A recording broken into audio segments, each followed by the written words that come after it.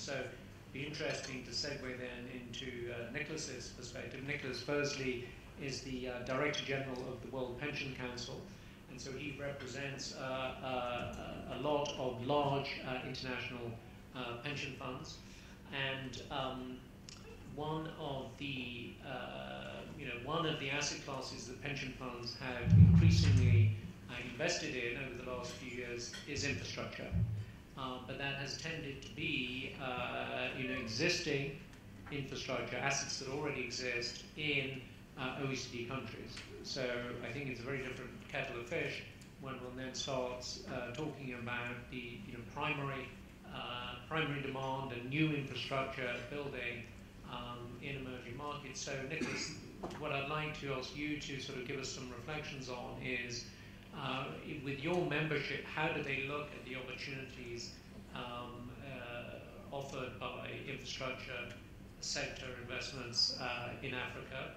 And in particular, has there been any evidence yet of partnerships evolving between international pension funds and local players, be they themselves asset managers or pension funds or sovereign wealth funds? Thank you, Gavin. It's true that if you would read the financial press in the past, let's say, 18 months, there's been a lot of talk about pension fund investment in infrastructure. And if you listen to European policymakers in the past 4 months, it has really been, top news, be it in Brussels, Paris, or London. I would say that there's more talk so far than reality. It's there. It's moving there. If we say that roughly there are like 36 or 35 trillion dollars of assets owned by the G20 public and private pension funds, 1% of that is into infrastructure. So it's a small asset class, but it is rising. It is rising at a very fast rate. So probably it could reach 2% in the next 4 or 5 years, which means 2% of 37 or 38 trillion dollars. That's a lot of net new money. And I agree with you. It's been mostly OECD countries, and it's been mostly brownfield. And what is pushing pension funds to move into real asset classes, non-listed asset classes such as private equity, venture capital, real estate, and infrastructure, is the quest for yield. And this is where governments are, sovereign wealth funds are an emanation of governments, even though you can put in place governance structures, but still ultimately they are incarnations or avatars of governments, be they emerging market governments or OECD governments. And the problem is that because of quantitative easing, governments have been printing a lot of money in the past 6-7 years, and it's partly due to the financial crisis of 2008, which itself was triggered by these CDS, ABS, CDOs blowing, and all these fancy financial structures that were at the origin of the financial crisis are somehow linked partly to project finance. So all these topics are kind of linked directly or indirectly. But to make long story short, pension funds are being pushed in the quest for yield to invest into real assets. And of course, the weaknesses of emerging market and frontier markets, such as Africa, are also its strengths. The fact that there is demographic dynamism, the fact that they are starting to grow off a very low base, and there's a huge crying need for hundreds of billions of investment in infrastructure. All this is very appealing. That dynamism, that youth, the takeoff of Africa is of course appealing to Western or OECD pension funds. And there is, if you can measure it scientifically, I guess, and prove that returns on investment for infrastructure assets or even private equity assets are very high. The question is risk-adjusted returns, and the question is measurement of risk is very difficult.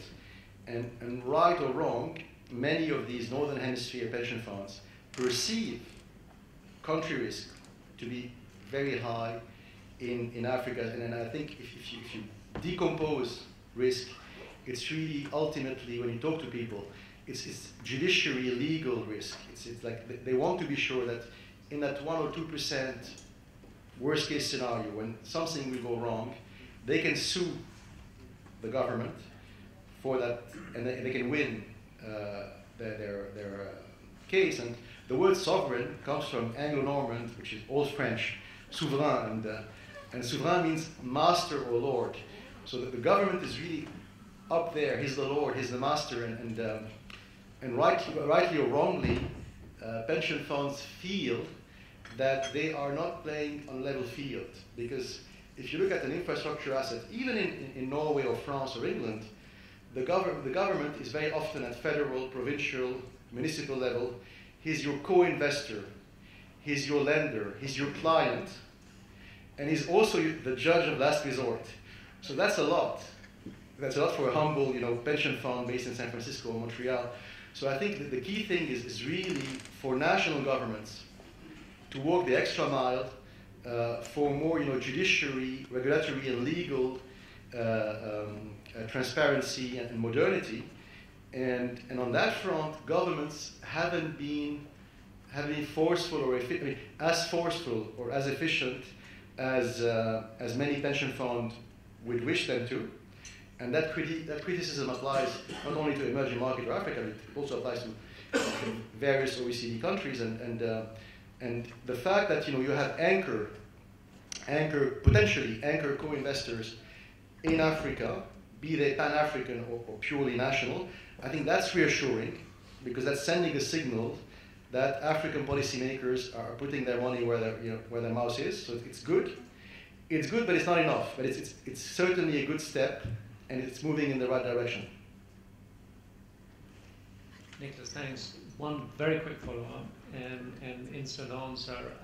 It's not just what the pension funds want to do there. They also operate under regulatory constraint, and also, for that matter, insurance companies as well, which, even though you'd think there'd be a very good match between long-term liabilities and the need for, therefore, to invest in long-term assets, and hence infrastructure should be a very attractive asset class, there are all sorts of new regulations emanating from the financial crisis that are actually making it more difficult for pension funds to.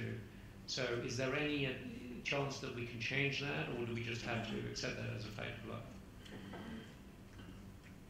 That's a very good question, and part of it is honest, normal reaction to what happened in 2008 and 2009. Part of it is probably less. It's more disingenuous, because it's the fact that you're not changing these regulations fast enough is a form of protectionism. And of course, as a national government, if you have all these rules, de facto what you're doing, in the name of security and in the name of risk management, you're indirectly forcing, I guess, pension funds to invest more domestically than outside of Europe or outside of the UK. You're kind of incentivizing them to buy government bonds and domestic equities as opposed to exotic infrastructure assets. But this is changing.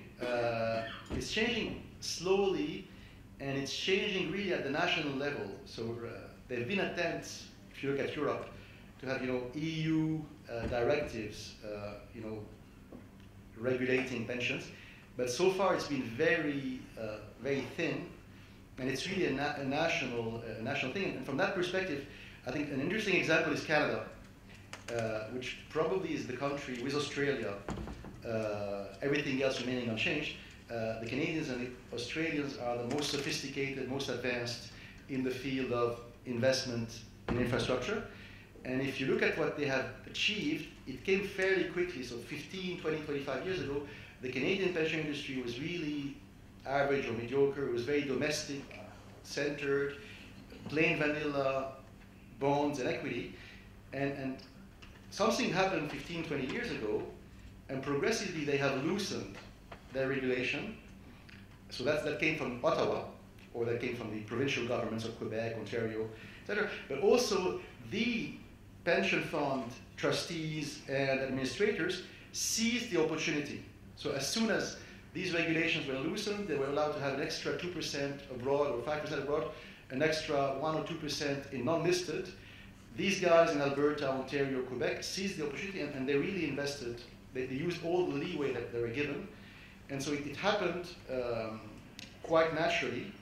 It may be due to the fact that these countries, also Canada and Australia, have very solid legal and regulatory frameworks, and they're huge, underpopulated nations.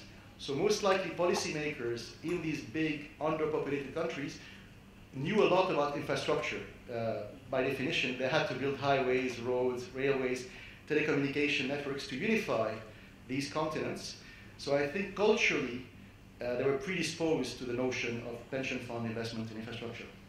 Doing business in Africa, you can't afford to be without Africa Investor.